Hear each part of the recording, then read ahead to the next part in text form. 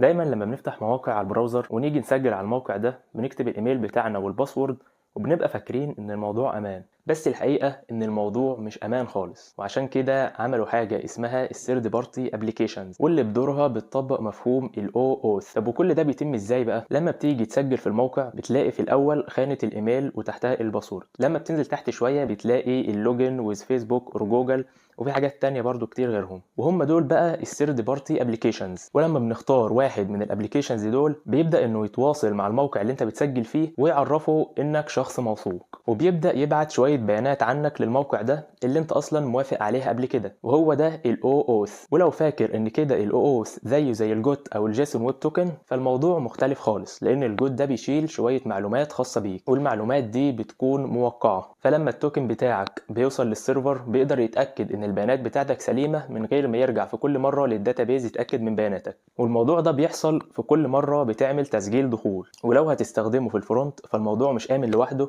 ولازم بتستخدمه جوه HTTP only cookies. ولو عاوز تزود امان اكتر بتستخدم معاه الريفرش توكن عشان الاكسس توكن ما يفضلش شغال على طول. وبس كده.